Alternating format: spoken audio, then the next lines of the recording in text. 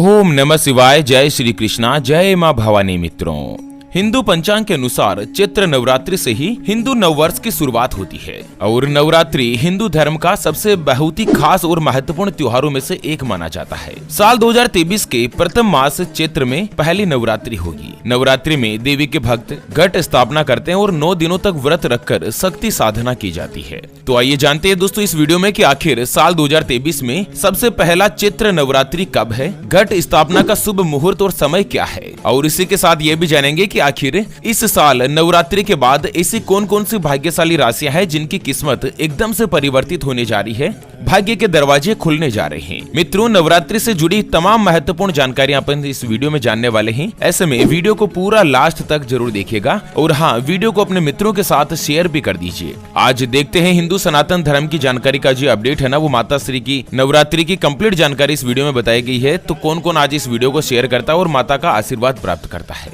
और साथ ही मित्रों, यह भी अपन इस वीडियो में जानेंगे कि नवरात्रि पर धन प्राप्ति के लिए क्या क्या ऐसे उपाय किए जा सकते हैं जिससे आप अपने जीवन में जो भी परेशानियां हैं, आपके जैसे कर्जा हो रखा है, धन की कमी रहती है घर में। दोस्तों, नवरात्रि के 9 दिन जो होते हैं ना, वो बहुत ही बड़े और महत्वपूर्ण होते हैं। नवरात्रि के अंदर जो भी व्यक्ति श्रद्धा पूर्वक माता का आशीर्वाद प्राप्त करता है ना, तो उसके जीवन में जो भी परेशानी होती है वो दूर हो जाती है। दोस्तों, इस साल 2023 में चैत्र नवरात्रि की जो शुरुआत है ना, वो 22 मार्च 2023 मंगलवार के दिन से हो रही है और नवरात्रि का जो समापन है वो 30 मार्च 2023 को होगा। आखिरी दिन राम नवमी का त्योहार मनाया जाएगा। नवरात्रि के दिन घट स्थापना का जो शुभ मुहूर्त है ना, वो 22 मार्च 2023 को सुबह 6:29 से शुरू हो रहा है, जो कि 7:40 तक रहेगा। इस शुभ मुहूर्त में भक्त जन माता की पूजा अर्चना करेंगे और कलश स्थापना करेंगे। चलिए, नवरात्रि के आगे कुछ महत्वपूर्ण जानकारी अपन जानते हैं। उससे पहले आपको एक इम्पोर्टेंट बात बताना चाहूंगा कि हिंदू सनातन धर्म में गाय यानी कि गौ माता में माता लक्ष्मी का विशेष रूप से वास माना जाता है।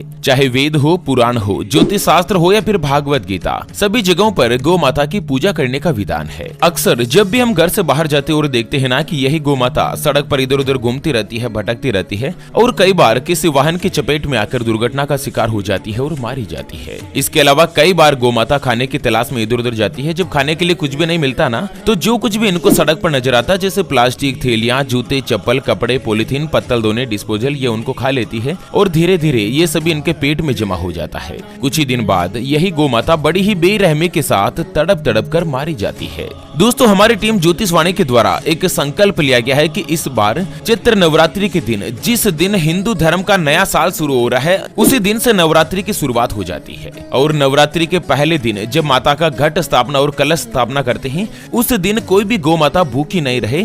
सभी गौ माता को भरपेट भोजन, हरा चारा या पौष्टिक आहार मिलता रहे।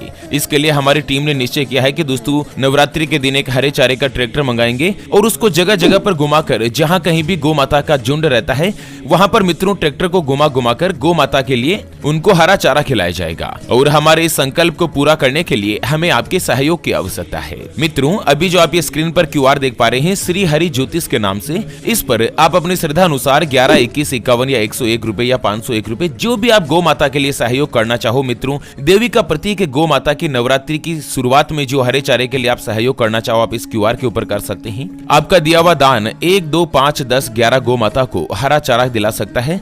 कम से कम साल में एक दिन तो ऐसा हो, इस दिन कोई भी गौ माता भूखी नहीं रहे। तो ज्यादा से ज्यादा संख्या में मित्रों सहयोग जरूर कीजिएगा। चलिए जानते हैं मित्रों, नवरात्रि के पहले दिन अगर आप अपने घर में घट स्थापना करवाना चाहते हैं या कलश स्थापना करना चाहते हैं, तो उसकी विधि क्या है। मित्रों, कलश स्थापना की विधि शुरू करने से पहले आपको सूर्योदय से पहले उठ जाना है। मतलब जिस दिन सूर्योदय हो ना, 22 मार्च के दिन, उससे पहले आपको उठना है। स्नान करके साफ कपड़े पहने। अगर नए कपड़े हो तो ठीक है, नहीं हो तो पुराने आप पहन सकते हैं, लेकिन साफ और स्वस्थ हो। इसके बाद एक साफ स्थान पर लाल रंग का कपड़ा बिछाकर माता रानी की प्रतिमा स्थापित करें और इस कपड़े पर थोड़े से चावल रखें। एक मिट्टी के पात्र में जौ बो दें और इस पात्र पर जल से भरा हुआ कलश स्थापित करें। कलश पर स्वास्तिक बनाकर इसके ऊपर कलावा बांध दें। कलश में साबुत सुपारी, सिक्का और अक्षत डालकर अशोक के पत्ते रखें। उसके बाद एक नारियल लेना है और उस उस पर चुनरी लपेटकर कलावा बांधे। इस नारियल को कलश के ऊपर रखते हुए देवी दुर्गा का आह्वान करें। इसके बाद दीपक आदि जलाकर कलश की पूजा करें और नवरात्रि में देवी की पूजा के लिए सोना, चांदी, तांबा, पीतल या मिट्टी का कलश स्थापित किया जाता है। दोस्तों, नवरात्रि के 9 दिनों तक बहुत सारे भक्तगण माता के लिए व्रत और उपवास करते हैं और 9 दिनों तक पूजा करते हैं। जो व्यक्ति श्रद्धा भाव के साथ माता की पूजा करता है नवरात्रि में, माता के आशीर्वाद से उनके जीवन में सारे कष्ट, सारी परेशानियां दूर हो जाती है। चलिए जानते हैं मित्रों, नवरात्रि में क्या क्या ऐसे उपाय है जिनको आप कर सकते हैं, और उसके बाद जानेंगे कि नवरात्रि के बाद कौन कौन सी राशियां ऐसी है जिनकी किस्मत एकदम से परिवर्तित होने जा रही है, एकदम से उनकी किस्मत बदलने जा रही है। दोस्तों, मान्यता है कि नवरात्रि के दौरान माता दुर्गा स्वयं धरती पर विचरण करती है, इसलिए ये समय माता की कृपा पाने और उनको प्रसन्न करने के लिए बहुत ही उपयुक्त होता है। ऐसे में नवरात्रि के दौरान अगर कुछ भी उपाय किए जाते हैं ना, तो वो बहुत ही जल्द फल देते हैं और खूब सारा फल देते हैं। चलिए सबसे पहला अपन उपाय जानते हैं कर्ज से छुटकारा पाने के लिए। कि दोस्तों, आखिर आपके ऊपर कर्ज हो चुका है जिसको चुकाने में बहुत ज्यादा दिक्कत आ रही है, तो क्या ऐसे अपन उपाय करें जिससे आपको कर्ज से राहत मिले, कर्ज से छुटकारा मिले। तो आपको क्या करना है मित्रों, नवरात्रि के दौरान आटे की एक लोई बनानी है। जो गेहूं का आटा होता है ना, उसको गूंद कर उसकी एक लोई बनानी है पानी डालकर, और उस लोई को बहते हुए जल में प्रवाहित करें। ध्यान रहे उसी जल में आपको प्रवाहित करना है जहां पर मछलियां आदि रहती है, और पानी बहता हुआ होना चाहिए, किसी नदी वगैरह का, तालाब वगैरह या भरे हुए पानी में आपको नहीं छोड़ना है। तो आटे की लोई को बहते हुए जल में प्रवाहित करके माँ दुर्गा से प्रार्थना करनी है। आपकी जो भी समस्या है, जैसे कर्ज वगैरह की है या घर में धन की कमी रहती है, तो वो माता से प्रार्थना करनी है। इससे जीवन की तमाम बाधाएं, रुकावटें जो होती है ना, वो दूर हो जाती है। कर्ज से आपको जल्द ही छुटकारा मिलता है और जीवन में संपन्नता आती है।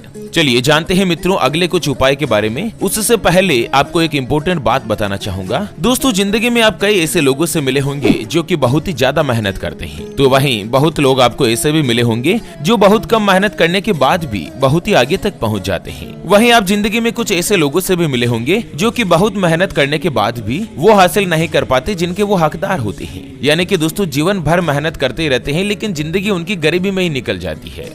मित्रों, ये ग्रहों का खेल नहीं तो और क्या है, और इसी के समाधान के लिए हमारे गुरुजी आप तक लेकर आए हैं आपके अपने जीवन के बारे में व्यक्तिगत यानी कि पर्सनलाइज्ड कुंडली, जिससे आप घर बैठे ये पता लगा सकेंगे कि आपके 9 ग्रह आपके बारे में क्या कहना चाहते हैं। क्या आपकी कुंडली यानी कि किस्मत में कोई दोष तो नहीं, अगर दोष है तो वो क्या है और उसका समाधान क्या है, उसके बारे में कंप्लीट जानकारी हम आपको कुंडली रिपोर्ट में बताने जा रहे हैं, जिसको अभी जो आप ये स्क्रीन पर नंबर देख पा रहे हैं उसके ऊपर व्हाट्सएप पर संपर्क करके आप हमारे ज्योतिष आचार्य गुरुजी से बात कर सकते हैं, और मात्र 251 रुपए की दक्षिणा देकर आप अपने भविष्य की कुंडली के बारे में जान सकते हैं। दोस्तों, गुरुजी के द्वारा आपको कुंडली बनाकर व्हाट्सएप पर लिखित में पीडीएफ फाइल के अंतर्गत भेजी जाएगी और कंप्लीटली कॉल पर उसका विश्लेषण बताया जाएगा, लेकिन इसके लिए 251 रुपए की दक्षिणा रहती है। गुरुजी को कुंडली दिखाना या कुंडली बनवाना फ्री नहीं होता है। अगर आपकी कोई भी समस्या है जिसका आप समाधान चाहते हैं, जैसे कि आपके परिवार के सदस्यों में आपस में बनती नहीं है, पति पत्नी के बीच लगातार लड़ाई झगड़ा बना रहता है, या पति पत्नी के बीच कोई तीसरा आ चुका है जिससे आप छुटकारा पाना चाहते हैं, आपका विवाह का योग नहीं बन रहा है,